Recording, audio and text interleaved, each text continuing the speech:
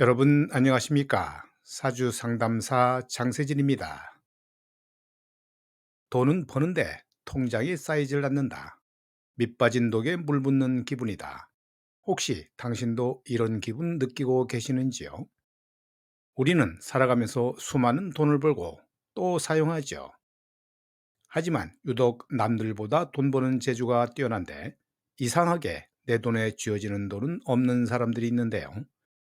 마치 손가락 사이로 모래알이 빠지듯 들어오자마자 사라져버리는 돈 때문에 답답하고 허탈한 마음 한 번쯤은 느껴보셨을 겁니다.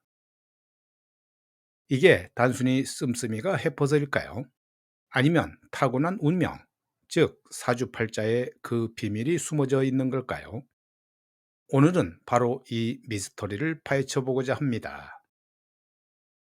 사주 명리학적으로 볼 때 돈은 잘 벌지만 재물이 쌓이기 어려운 사주 5가지를 심도 있게 분석해 보고 그 원인과 함께 현명하게 재물을 관리하고 쌓아나갈 수 있는 비법까지 아낌없이 알려드리겠습니다. 혹시 내 사주도 여기에 해당되는 건 아닐까 궁금하시다면 오늘 영상 끝까지 집중해 주시기 바랍니다.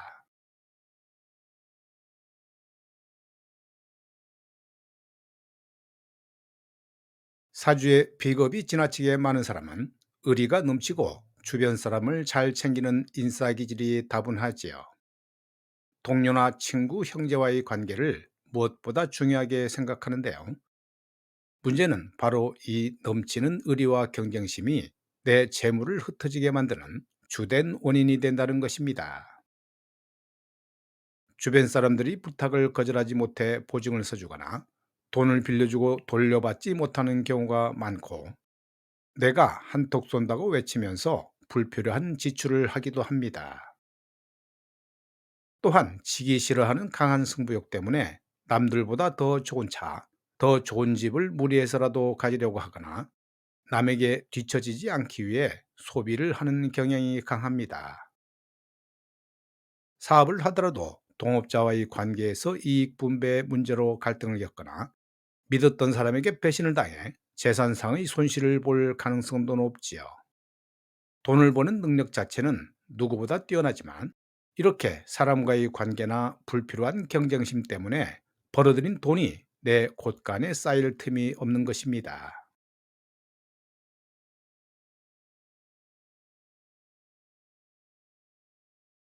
사주의 식상이 강한 사람은 다재다능하고 표현력이 뛰어난 예술가적인 기질을 타고나지요.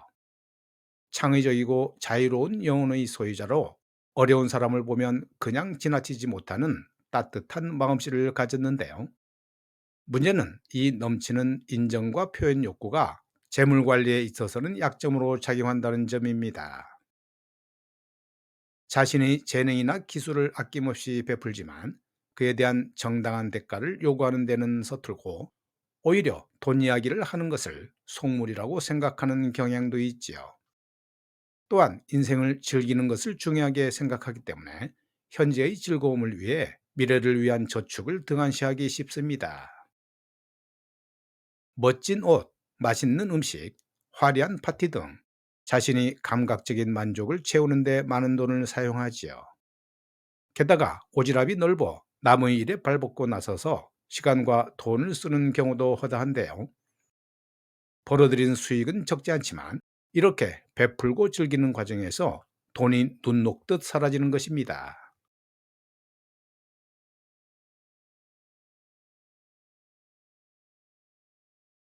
사주의 재성이 혼잡한 사주는 돈에 대한 감각과 욕심이 타고난 장사꾼 기질을 가지고 있죠.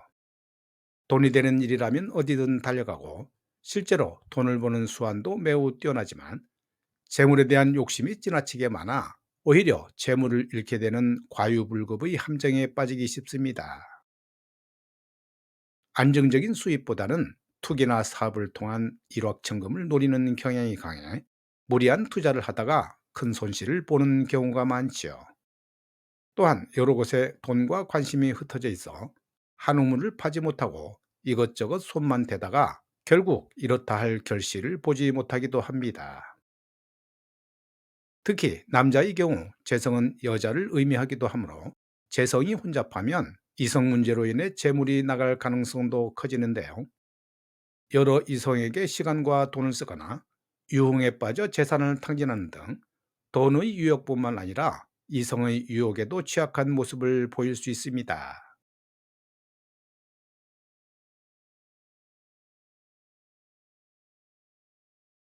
사주에 관성이 약하거나 아예 없는 사람은 자유로운 영혼의 소유자로 규칙이나 조직의 통제에 얽매이는 것을 매우 싫어하지요.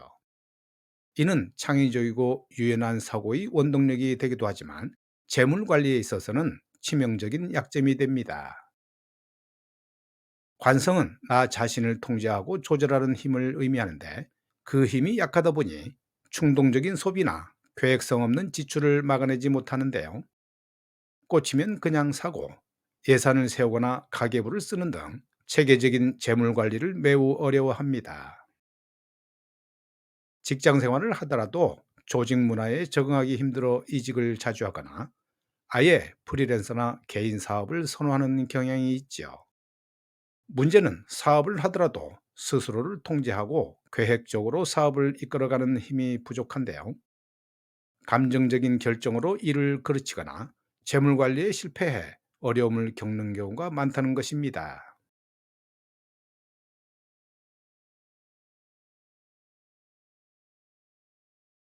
신약하다는 것은 나 자신을 의미하는 일관이 매우 약하다는 의미이지요. 그런데 내가 감당해야 할 재물, 즉 재성의 기운이 너무 강하면 어떤 일이 벌어질까요? 마치 어린아이가 무거운 짐을 지고 가는 것처럼 재물의 무게에 짓눌려 오히려 그것을 감당하지 못하게 되는데요. 사주 명리학에서는 이를 재다신약이라고 부릅니다. 이런 사주를 가진 사람은 돈을 벌 기회는 많이 찾아오지만 그 기회를 자신의 것으로 만들 힘이 부족하지요. 큰 돈을 벌게 되면 오히려 건강이 나빠지거나 사건, 사고에 휘말리는 등 돈 때문에 오히려 불행해지는 경험을 하게 될 수 있습니다. 돈을 지키고 관리하는 것에 대해 과도한 스트레스와 압박감에 시달리기도 하지요. 결국 스스로 내 재물을 감당할 수 없다고 느껴 자신도 모르게 돈을 써 없애버리거나 주변에 나눠주는 방식으로 재물 압박에서 벗어나려는 심리가 작용하기도 합니다. 이 영상이 유익하셨다면 구독과 좋아요, 알림 설정 부탁드립니다.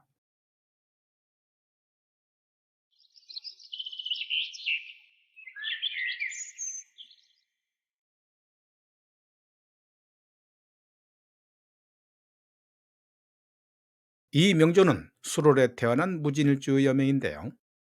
천간에 비견이 있고 지지에 술미형 진술층이 있는 게 특징이 있죠. 전체적으로 수가 미약한 메마른 사주입니다. 관성이라고는 진중을목, 미중을목이 있는 사주이지요. 전체적으로 봤을 때 관을 키우기가 매우 어려운 환경에 있다고도 보이는데요.